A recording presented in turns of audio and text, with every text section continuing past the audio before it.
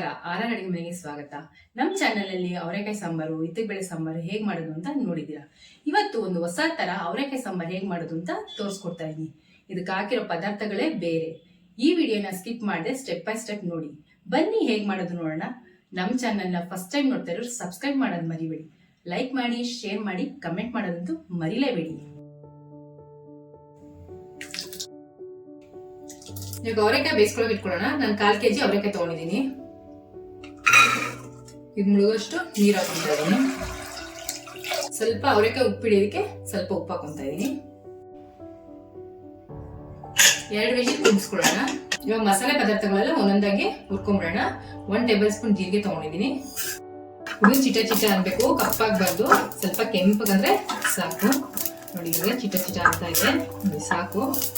ಹೀಗೆ ತಟ್ಟೆ ಬೇಯಿಸ್ಕೊಂಡಿರ್ತೀನಿ. 1 table spoon ಮೆಣಸು ತಗೊಂಡಿದ್ದೀನಿ. ಇದೊಂದು ಸ್ವಲ್ಪ ಫ್ರೈ ಆಗಬೇಕು. ಇದಾಗಿದೆ. ಇವಾಗ ಮೆಣಸು ತಟ್ಟೆಗೆ ಹಾಕೊಂಡ್ಬಿಡೋಣ. 4 ಒಣಮೆಣಸಿನ್ಕಾಯಿ ತಗೊಂಡಿದ್ದೀನಿ.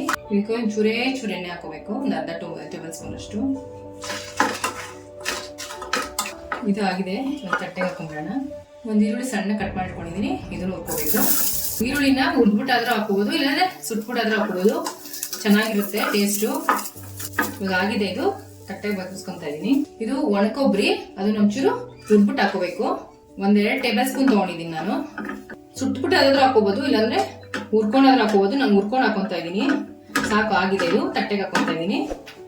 ಮಸಾಲೆ ರುಬ್ಕೊಂಬಿಡೋಣ. ಇವಾಗ ಇದಕ್ಕೆ 1 ಬಟ್ಲು ಕೊಬ್ಬರಿ ತಗೊಂಡಿದ್ದೀನಿ. ಇವಾಗ 5ರಿಂದ 6 ಬೆಳ್ಳುಳ್ಳಿ ತಗೊಂಡಿದ್ದೀನಿ. 1 ಟೇಬಲ್ ಸ್ಪೂನ್ ಗಸಗಸೆ ತಗೊಂಡಿದ್ದೀನಿ. ಅವಾಗಲೇ ಎಲ್ಲ ಹುರಿದಿಟ್ಕೊಂಡಿದ್ದಲ್ಲ, ಅದನ್ನು ಹಾಕೊಂತ ಇದೀನಿ. ಸ್ವಲ್ಪ ಕೊತ್ತಂಬರಿ. ಇವಾಗ ಎಲ್ಲ ರುಬ್ಕೊಂಬೇಡ. ಸಾಂಬಾರಿಗೆ ಒಗ್ಗರಣೆ ಹಾಕೊಳ್ಳೋಣ. 2ರಿಂದ 3 ಟೇಬಲ್ ಸ್ಪೂನ್ ಎಣ್ಣೆ ಹಾಕೊತಾ ಇದ್ದೀನಿ. ಎಣ್ಣೆ ಕಾದಿದೆ. ಅರ್ಧ ಟೇಬಲ್ ಸ್ಪೂನ್ ಜೀರಿಗೆ, ಅರ್ಧ ಟೇಬಲ್ ಸ್ಪೂನ್ ಸಾಸಿವೆ ಹಾಕೊತಾ ಇದ್ದೀನಿ. ಸ್ವಲ್ಪ ಇಂಗು, 1-2 ಬೆಳ್ಳುಳ್ಳಿ ಜಜ್ಜಿಟ್ಕೊಂಡಿದ್ದೀನಿ, ಅದನ್ನು ಹಾಕೊಂಡು. ಸ್ವಲ್ಪ ಕರಿಬೇವು, 1 ಈರುಳ್ಳಿ ಕಟ್ ಮಾಡಿ ಇಟ್ಕೊಂಡಿದ್ದೀನಿ, ಅದನ್ನು ಹಾಕೊತಾ ಇದ್ದೀನಿ. ಒಂಚೂರು ಫ್ರೈ ಮಾಡ್ಕೊಳ್ಳೋಣ. ನೋಡಿ, ಈರುಳ್ಳಿ ಫ್ರೈ ಆಗಿದೆ. ಕಾಳು ಬೇಯಿಸಿಟ್ಕೊಂಡಿದ್ದಲ್ಲ, ಆ ಕಾಳು ಹಾಕೊತಾ ಇದ್ದೀನಿ. ಇದೊಂದು ಫ್ರೈ ಮಾಡ್ಕೋಬೇಕು. ಕಾಳುಗಳನ್ನ 1 ನಿಮಿಷ ಒಗ್ಗರಣೆಯಲ್ಲಿ ಸ್ವಲ್ಪ ಹೊತ್ತು ಬೇಯಿಸ್ಕೋಬೇಕು.